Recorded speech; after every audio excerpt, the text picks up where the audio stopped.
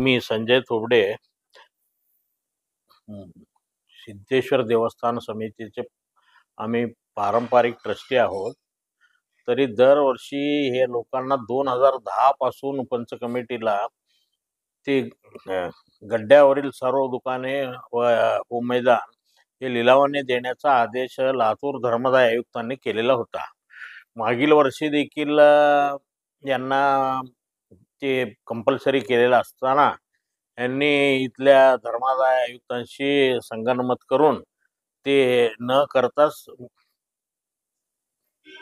ते केल्याचं दाखवून परत त्यांच्यामध्ये कॉम्प्रोमाइज झाला असं दाखवून ते प्रकरण निकाली काढलेलं होतं.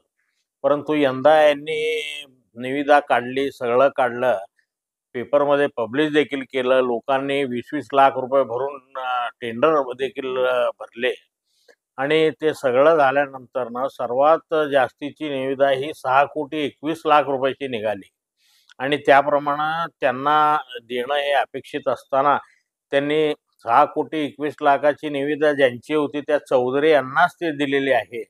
आणि ह्या चौधरी गेल्या 30-40 वर्षापासून यांचं काम करतो आणि ह्यांचे आणि धर्मराज काळदे यांचे लागेबांधे असून ह्यांनी ह्याच्यामध्ये फार मोठ्या प्रमाणात भ्रष्टाचार करीत आहेत. तर माझ्या एक पत्रकार मित्रांनी त्यांना फोन केला होता 4 वाजता. 3:30ला निविदा संपली, त्यावेळेला 4 वाजता केल्यावरती हो हो हो तुम्हाला सांगतो म्हणून फोन कट केला धर्मराज काळदेंनी आणि दुसऱ्या दिवशी फोन केल्यावरती असं काही घडलंच नाही असं तो आता सांगतोय. आणि हे चौधरी सुद्धा ते तसंच सांगतायत की असं काय घडलेलं नाही, पहले से हमी लेते आए हैं, हमी लेते, वो दुसरे क्या संबंध नहीं आता, वो निविदा बिविदा कुछ संबंध नाही आहे असं तो चौधरी म्हणत आहे. म्हणजे ह्यांचे संगनमताने ह्यांनी देवस्थानचं, पर्यायाने सर्व समाजाचं आणि पर्यायाने सर्व सोलापूरकरांचं नुकसान करीत आहेत आणि मोठ्या प्रमाणात भ्रष्टाचार करत आहेत. 6,21,00,000ला गेलेलं टेंडर ह्याने आता किती रुपये त्या ह्याच्यामध्ये दाखवतेत आणि ट्रस्टी लोकांना सुद्धा हे धर्मराज काळदे मूर्खात काढतो. म्हणजे त्यांना सांगतो की हे आपण 6,21,00,000 जर करता का दाखवले तर आपल्याला इन्कम टॅक्स वगैरे भरावा लागेल, म्हणून आपण दुसऱ्या मार्गाने हे पैसे घेऊ म्हणून घरी घेऊन जातो. पैसे कुठल्याही मार्गाने कुठेही काही दिसत नाहीत ते पैसे. आणि सर्वात महत्वाची गोष्ट म्हणजे जर करता का हे पैसे जे आहे ह्या पैशाचं जर करता का बिल्डिंग फंड, अमुक फंड, तमुक फंड असं जिथं जिथं त्या फंडची वर्गवारी केली असल्यास कुठलंही इन्कम टॅक्स लागण्याचा प्रश्नच उद्भवत नाही. तरी हे सर्व ट्रस्टी लोकांनी पण शहाणा व्हावं, दखल घ्यावी आणि अशा चोराच्या पाठीमागे उभारू नये असं मी सर्वांना आवाहन करतो. धन्यवाद. चोर कोण आहे? चोर कोण आहे? सांगितलं की धर्मराज काळदे. सगळं भ्रष्टाचार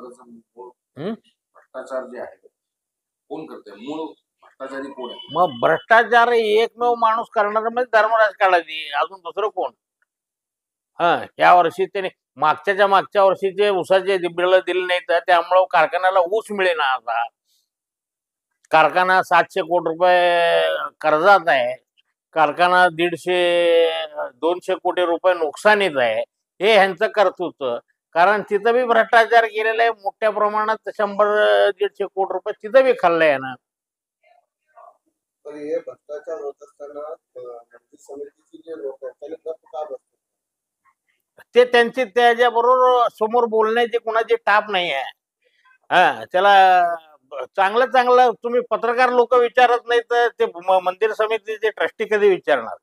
कोणताही एकही पत्रकार याला 6,21,00,000ला टेंडर गेलेलं आहे, बाबा काय झालं पुढं हे विचारलंय का आज तक? काय काल एका पत्रकारांनी पत्रकार परिषदात प्रश्न टाकला होता पण त्यांना उडवाउडवीची उत्तर तेच ते पण ते मत लावून धरला पाहिजे ना तो प्रश्न.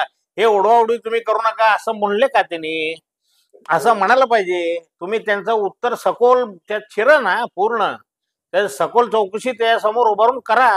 हे जर काय आहे तुमचं म्हणणं सांगा म्हणून त्यांच्या समोर बसा, तर ते हे होईल. तर तुमचा चौथा लोकशाहीचा स्तंभ अजूनही मजबूत आहे असं म्हणता येईल. सुरुवातीला बोलताना असं म्हणतात तुम्ही विचारलं नाही का? मी ते विचारल्यामुळे तर हे सगळं भांडणं उद्भवलेत. आम्ही ते बाहेर आलो. आम्ही त्यांच्या विरुद्ध केस केलेले आहेत आता. 2018 पासून केसेस चालू आहेत. ते न्यायप्रविष्ट प्रकरण आहेत आणि याचा निकाल लवकरच 1-1.5 महिन्यात लागेल आणि ह्यांना आम्ही इथून ह्यांची गच्चंती अटाळ आहे. काय म्हणून केस केली? काय मागणी केली? केस ह्यांना काढून टाका मग कशामधनं? ते ट्रस्टी मधनं. आता तुम्ही सदस्य आहे का नाही?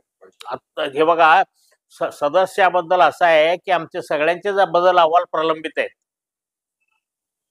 त्यामुळे माझं ते काढून टाकलेचं अहवाल काय ते अजून चाललेलं नाही आहे, म्हणून मी ट्रस्टी आहे. तुमच्या माहितीप्रमाणे आताच्या मंदिर समितीने वर्षभरात म्हणजे गड्डा यंत्रण सोडून बाकीचं असं एकूण उत्पन्न किती असेल अंदाज आहे तुमच्या माहितीप्रमाणे? असं मी कधी त्याचा हे करण्याचा प्रयत्न केला नाही, एक अंदाज. पण एक 12 ते 15 कोटी रुपये असायला काय हरकत नाही.